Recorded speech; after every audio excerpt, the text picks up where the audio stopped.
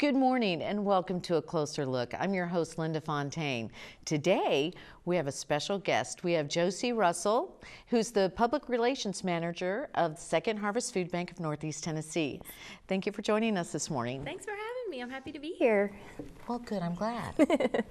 I read a statistic that 1 in 5 Tennessee residents live in poverty. Yes, that's true. And because of that, they are considered food insecure, which means they don't know where their next meal is going to come from. So it's kind of a staggering statistic when you really think about it. Mm-hmm. But we try to help out as many people as we can. That's a lot of people. It's a lot of people. That's a lot of people. So tell me about the food collection services you have. Okay. Well, we get food a variety of different ways. One of the things that we do is food rescue, where we go into grocery stores and restaurants and things like that and save food that would otherwise get thrown away. We don't want it to go to waste, and so we go in and rescue it and then distribute it back out into the community. It's still within the expiration dates and things like that, but instead of it going in the trash, it goes on somebody's table, which is really good. So do the grocery stores and all around, do they call you or do you have to call them? So is it kind of, do you have it set up like a system now? Yeah, there's a system, and we actually have someone who works specifically with retail. Oh, okay. The food sources and things like that. So she is busy a lot, and that's one way is the food rescue. And then of course we have food drives, and we bring in food, and we do a little bit of purchasing and things like that. But we're able to take someone's dollar and stretch it a little bit further because of our relationships with the retail distributors and things like that. So do you have a lot of people that just come and donate food on their own? From time to time we do, and we appreciate that. We love it. Sometimes we'll have kids who have birthday parties, and instead of presents, they ask people to bring food or bring money to bring to us. And so they'll bring that food, or just individuals who want to give back to us. And we always welcome that. But most of the food comes in through food drives that we schedule out in the community. How many food drives do you do a year? Oh my goodness, dozens. And some of them are bigger than others, of course. You know, a lot of corporations and companies will do food drives and encourage their employees to bring food in. We had 14 employers last year that raised over 1,000 pounds of food. Wow. I know, it's huge. And I mean, there was a lot of other ones that were bringing in a lot of food as well, but we were just kind of looking at that 1,000 pound mark and over, and there were 14 of them. And we recognized them on our website, and social media, not our website, and just sent thank you letters and things like that, because that really helped us. But we have stuff going on all the time. And then we do several big food drives throughout the year.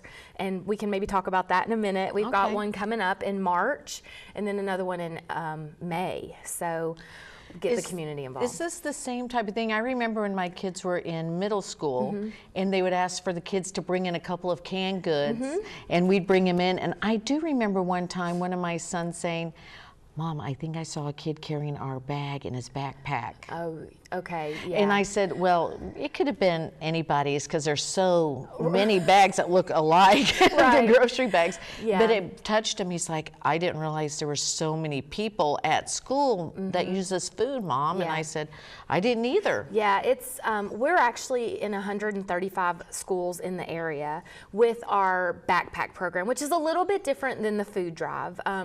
Schools do have food drives where students are encouraged. That's a big food drive for us. We do a student food drive where we have barrels in the various schools. But then I think what you're talking about is the backpack program.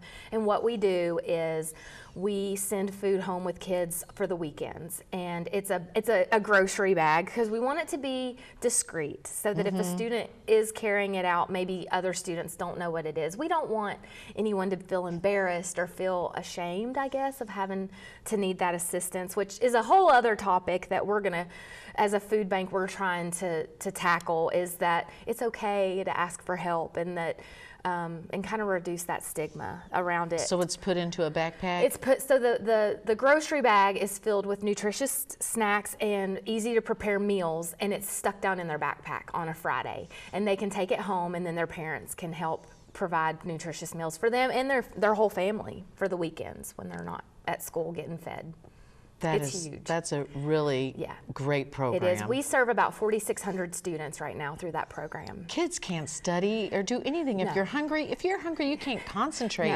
No, you can't. And so that's one of the reasons why we do it. And then there's all the breakfast programs. We're going to talk about the breakfast challenge, I think some, and breakfast after the bell and grab and go breakfast. I mean, there's a lot of different programs out there that schools can implement to make sure that kids aren't going hungry so that they can do well in school. Well, what's the Kids Cafe I was reading about? That's an after-school program, and we work with nonprofits, and we feed about 500 to 600 kids through that program, where we provide snacks and things for them, again, while they're out of school. You know, the summer feeding is the other one, where we actually go to the kids. We take school buses out. We serve about 3,000 kids each summer, and I think last summer it was about 35,000 meals that we provided. And so they come and they'll go into like housing areas and things like that. The kids will jump on a bus, eat their meal, and get off. And so it's kind of a cool thing where they can. People don't realize how dependent some families are on the meals that kids receive at school. A lot of them eat breakfast and lunch at school, and then the families are usually responsible for dinner. But in the summertime, they don't have that. So that's why we provide the kids the summer feeding program for these kids. So that's the summer food service program? That is. And how's that different than Kids Cafe? Or is Kids Cafe when they get on the bus? Or? The summer feeding is the get on the bus. The Kids Cafe is in different nonprofit organizations, some of our agencies. We provide the snacks and the food for that, and then they are at that agency, and that's where they get that food. Well, what's the mobile food pantry? So the mobile food pantry encompasses a lot of different things. What it is there are certain places in our area that can't support a static food pantry or soup kitchen, so we go to them. We take big trucks out every week and we take the food to them. So that hits a lot of different areas. We actually have a mobile produce pantry where all we take is fresh produce into some of these rural areas that can't get it otherwise. And we have a senior mobile food pantry where we just visit areas with seniors, and we serve about 700 seniors every so often. So we take the food directly to them, and it's geared directly to them. And so that includes a lot of things. It'll have fresh produce. Sometimes it'll have snack food. We try to make it as healthy as possible. Good, yes. Because that is the goal. And sometimes we can give them yogurt and all kinds of different things. And then that gives them what they need for about a month to prepare different meals. And they are so grateful for that. Oh, I bet, especially to get fresh food. Yeah, when I went out, my first couple of days at the food bank, I went out on the senior food pantry truck, and we gave them cabbage and potatoes, and it was just amazing to hear how grateful they were and the different things that they were going to do with that. And it was really cool. I think that until you go out and see it, you really have no idea what people are going through and how much they need this. Well, how do the people, families, the elderly, the kids, find a food pantry? Well, we have them listed on our website, but anybody could call our office. They can dial 211, which is a number that will link them to help to receive food. And there's just a bunch of different ways. I was going to say, because a lot of people don't have computers still. I mean, that's expensive. It is. If they can't afford food, they oftentimes can't afford a computer. So to know something simple like 211, could they do that from any kind of payphone, if there are any payphones around anymore? Well, I would think so.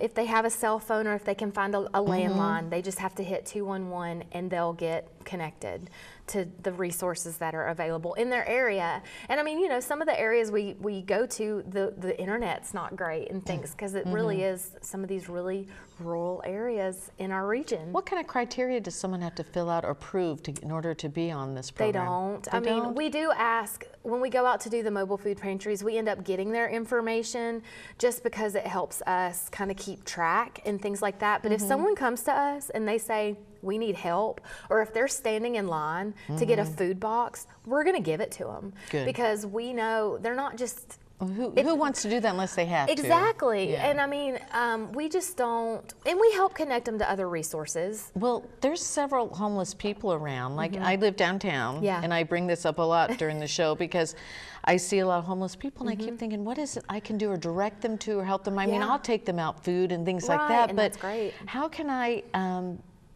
tell them to find a service around here? Yeah, I mean, I would just connect them to us and tell them that we're in Kingsport. We're in 8 counties in the Tri-Cities. So there's most likely going to be a site where we visit that we could get somebody involved. Are you involved with the Salvation Army? That's one of our agencies. Okay, because that's just up the road. Yeah. So Okay. what happens is we help them get food to distribute and different things like that, whether it's through donations or if they come in and participate in our purchasing program, which any food that we collect through a food drive, it goes back out into the community for free. Sometimes people get confused about that. They think that we charge for things like that, and we don't. The only time that there's a charge associated is if we're purchasing food and some of our agencies help cover that cost.